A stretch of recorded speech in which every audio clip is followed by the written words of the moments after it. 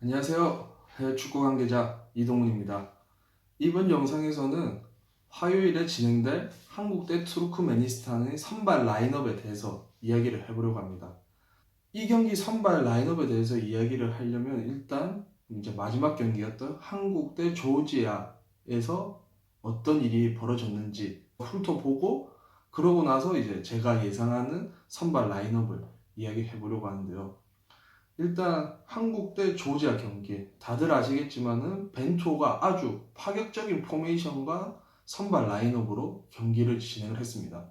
포메이션은 3-5-2 전술을 사용했고 이제 구성원으로는 골키퍼에는 구성윤 선수 첫 발탁돼서 이번에 이제 데뷔를 하게 됐죠. 그리고 3백에는 권경원 선수, 김민재 선수, 그리고 박지수 선수 이렇게 3백으로 이제 형성을 하고 이 3백 앞으로는 백승호 선수가 수비형 미드필더로 자리를 잡고 수비형 미드필더 앞에 이강인 선수, 권창훈 선수가 이제 두 명이 공격형 미드필더로 자리를 잡았죠. 좌우 측면으로는 오른쪽에 황희찬 선수 그리고 왼쪽인 김진수 선수가 자리를 잡고 공격에는 손흥민 선수, 이정엽 선수 이렇게 3-5-2로 포지션이 정해졌습니다.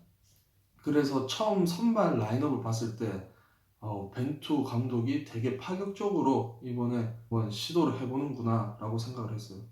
벤투 감독도 이렇게 신문 기사도 보고 이렇게 뉴스를 보는 것 같아요. 왜냐하면 이제 그 전에 여러 경기에서 어린 선수들이나 뭐 새로운 선수들을 데리고 가서 시험해보질 않는다고 이야기가 많았잖아요. 기사가 많이 뜨고 이제 많은 전문가들이 좀 이렇게 평가를 하고 했는데 그거를 꼭 들은 것처럼 이번에는 친선 경기이다 보니까 부담이 안 돼서 그런 건지 파격적인 시도를 한 것 같아요. 왜냐하면 포메이션도 좀 많이 새로운 포메이션인데 거기다가 그 선발 라인업 선수 구성까지 좀 새로운 선수들을 많이 넣다 보니까 아주 파격적이지 않았나라고 생각을 합니다.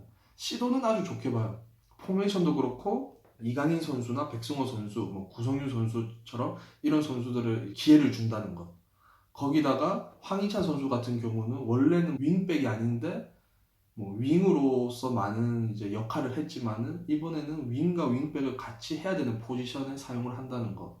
이런 시도들도 색다른 시도라서 테스트 겸으로는 아주 좋다고 생각을 했어요. 많은 분들이 이제 경기를 보셨겠지만 전반 시작부터 후반 이제 경기가 끝날 때까지 기사에서도 그렇고 전반의 경기력이 아주 안 좋았다.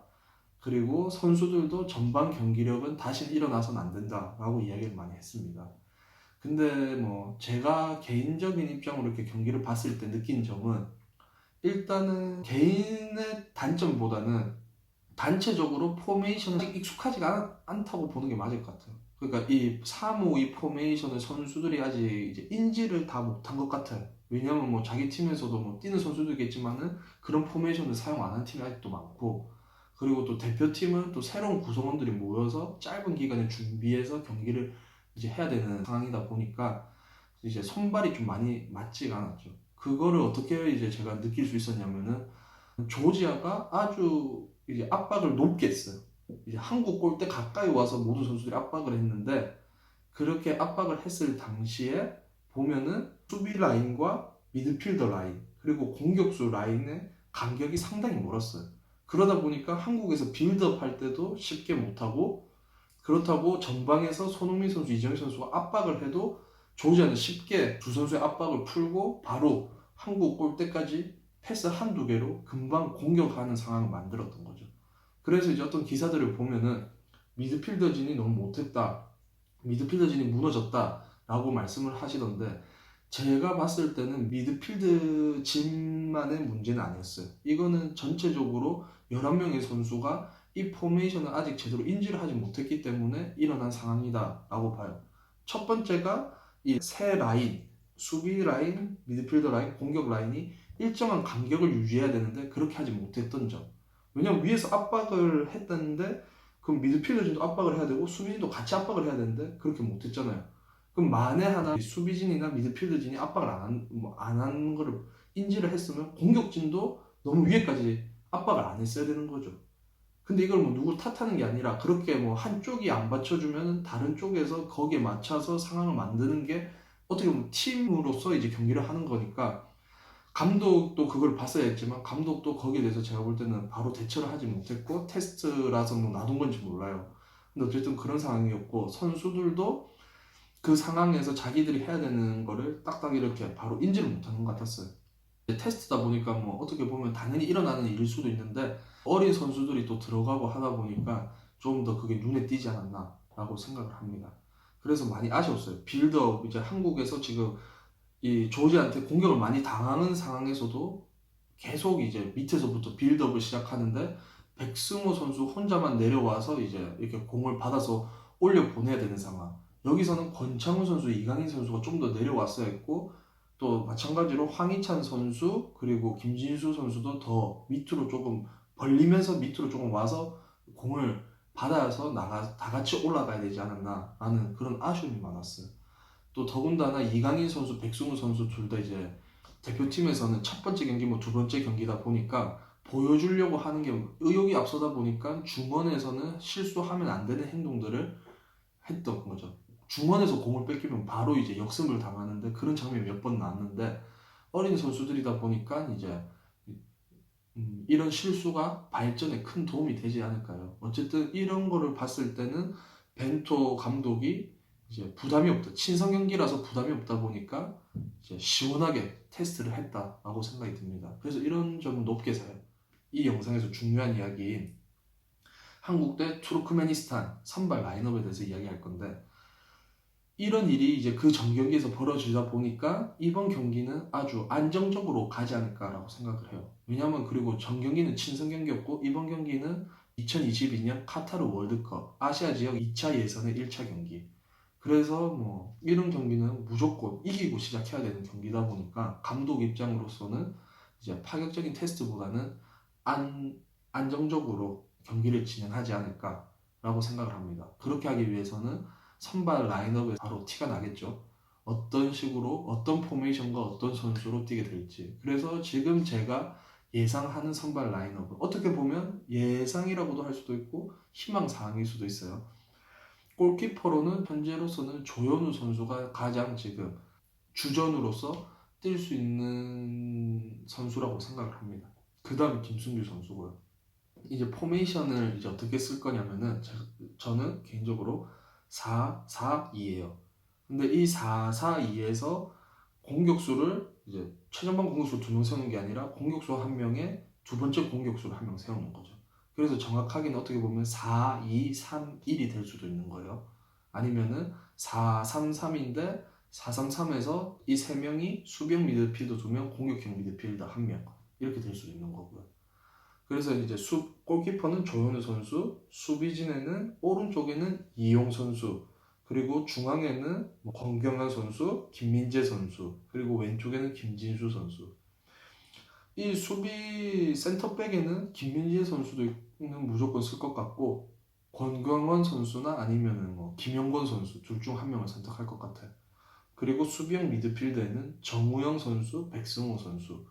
그리고 뭐 백승호 선수가 아니면 황인범 선수가 될 수도 있고 한데 저 같은 경우에는 뭐 백승호 선수한테 한 번 더 겨워볼 것 같습니다. 왜냐하면 전 경기에서는 이 포메이션이 바뀌다 보니까 좀 선수가 이해하는데 힘들 수도 있었지만 이번에는 정우영 선수 베테랑이랑 같이 뛰면은 더 잘할 거라고 생각을 합니다. 그리고 이제 공격형 미드필더로는 여러 가지 옵션이 있겠죠. 김보경 선수, 권창훈 선수, 이재성 선수 이렇게 제가 생각하는 공격형 미드필더는 이게 3명 있어요. 그리고 후보로 이강인 선수. 그래서 지금 이번 경기에서는 저는 개인적으로 이재성 선수를 공격형 미드필더 아니면 권창훈 선수를 써보지 않을까 해요. 그리고 우측에는 황희찬 선수가 뛸 수도 있는 거고 그리고 왼쪽에는 이제 권창훈 선수가 뛰는 거겠죠. 그리고 공격으로 손흥민 선수를 넣는다거나 아니면은 황의조 선수를 넣고 왼쪽에 손흥민 선수 그리고 중앙에는 이 권창훈 선수 오른쪽에 이재성 선수 이런 식으로 뭐 한국이 지금 이제 어떻게 보면 공격적에는 좋은 선수들이 많아서 사용할 수 있는 선수들 옵션이 되게 많아요. 일단 최전방 공격수에 황의조 선수도 있고 뭐 거기를 대체할 수 있는 손흥민 선수가 황의조 선수를 대체할 수도 있는 거고 공격수로서는 근데 어쨌든 손흥민 선수는 우리나라에서 이제는 프리롤로 뛰는 게 거의 확정되다 보니까 뭐 어디서든 뛰는 상관이 없어서 손흥민 선수를 어디에 배치하냐에 따라서 이 왼쪽 윙 아니면 혹은 오른쪽 윙 포지션이 바뀐다. 이 선수가 누가 들어갈지가 바뀐다라고 생각을 해요.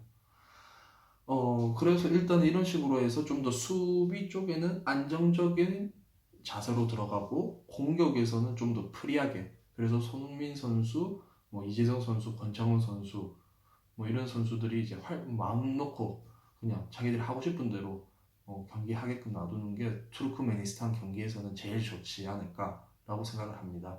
그리고 후반전에는 뭐 김신욱 선수를 넣어볼 수도 있는 거고 아니면은 뭐 김보경 선수도 공격형 미드필더로 들어갈 수 있는 거고 이강인 선수도 뭐 한 번 더 기회를 줘서 이제 공격형 미드필더에 써볼 수 있지 않을까 생각을 합니다.